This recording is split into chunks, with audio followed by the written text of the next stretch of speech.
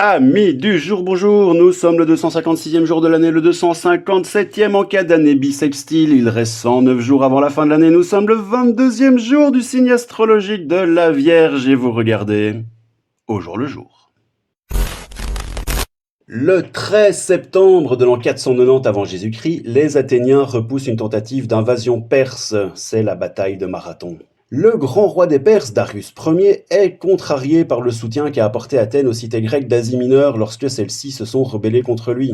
Selon des sources totalement fiables, il aurait dit : ouvrez les guillemets, « C'en est trop, ces chures de mouches d'Athéniens vont comprendre qui est le roi des rois. » Non, en fait, il a jamais dit ça, mais je pense qu'il a dû le penser très fort. Et c'est donc sous le commandement des généraux Datis et Artapherne que les Perses et leurs alliés, les Mèdes, débarquent dans la plaine de Marathon à environ 35 km plus ou moins d'Athènes. Les envahisseurs sont une vingtaine de milliers, parmi eux des troupes d'élite de Darius, les redoutables immortels. Et face à eux, l'armée d'Athènes, rejointe par celle de Platée, ne compte qu'à peu près 11 000 soldats, mais ceux-ci sont organisés en hoplites. Et ils sont prêts à casser des gueules.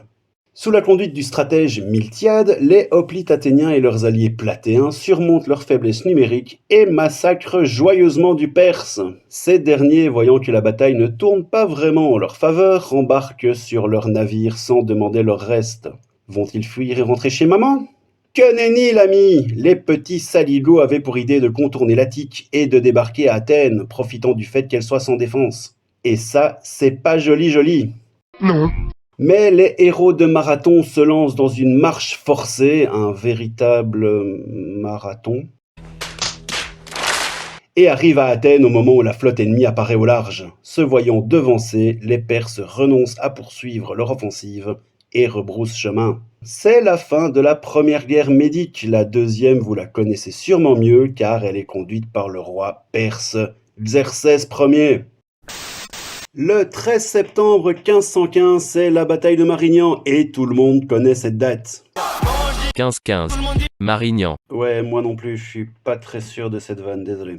Donc le 13 septembre 1515, quelques mois après son couronnement, le roi François Ier se met en tête d'aller farfouiller dans les entrailles du duché de Milan.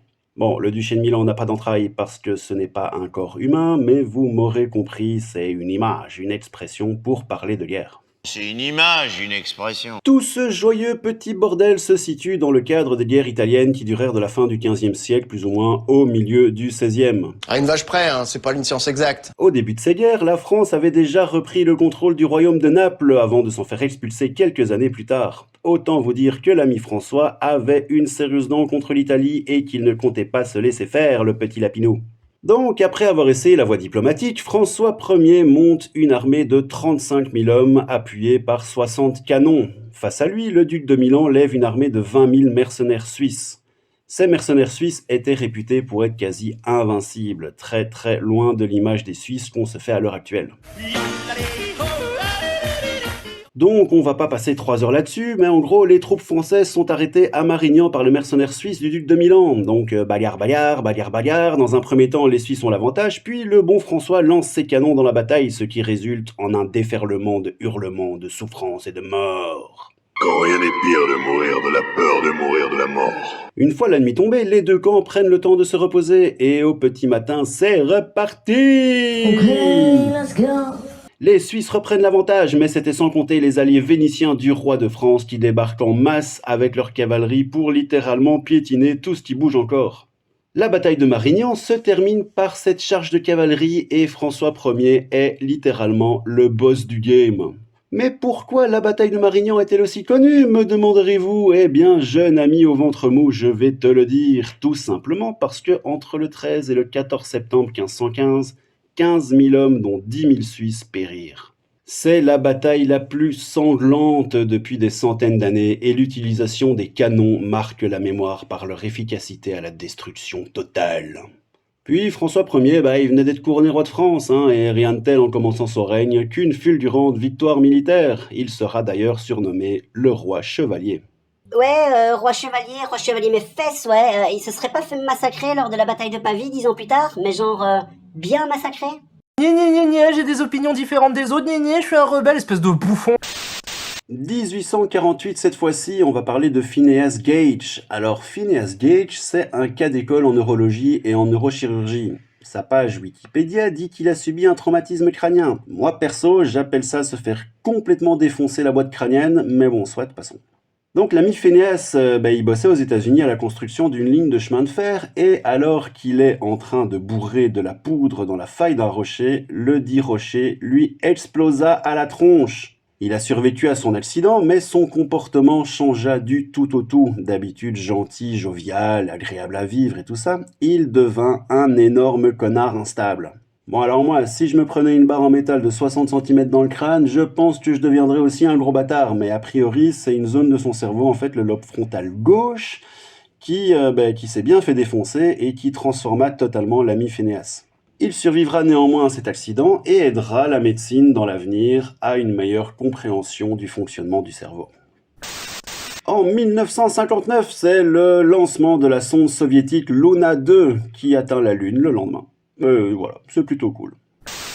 En 1985, c'est la sortie du jeu vidéo Super Mario Bros, développé par Nintendo sur NES Famicom au Japon. Pour les naissances, on a parlé de la sortie de Super Mario Bros et c'est donc l'occasion de souhaiter un bon anniversaire à Toad, à Bowser et à Princess Peach. Et non, pas à Mario, car on l'avait déjà vu dans un autre jeu vidéo en 1981, et c'était Donkey Kong. On pourra encore souhaiter un bon anniversaire à Emma Schoberg, à Dave Mustaine, à Cesare Borgia et à Noël Godin. Même à mes propres yeux. Oh non! Pour les décès, cette fois-ci, on pourra souhaiter un bon décès. On pourra se rappeler, le 13 septembre 1996, Tupac Shakur est déclaré mort.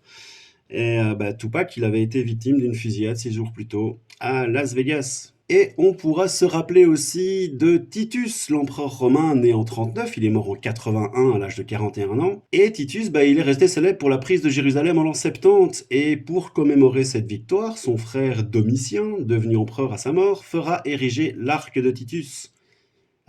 L'arc de Titus, il est toujours en bon état de conservation à l'heure actuelle. Et il est plutôt stylé. Pour les prénoms du jour, on pourra souhaiter une bonne fête à Aimé et à Armand. Absolument que j'appelle Armand.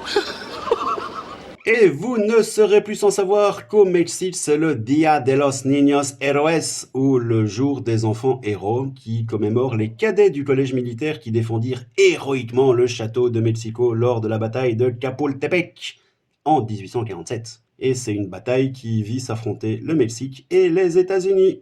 Et voilà les amis, le 13 septembre c'est fini pour aujourd'hui, j'espère que ça vous a plu, n'hésitez pas à vous abonner à la chaîne, Twitter, Instagram, etc. toi-même tu sais, et je vous dis à demain. Bisous. Non, mais là, en tartan, non,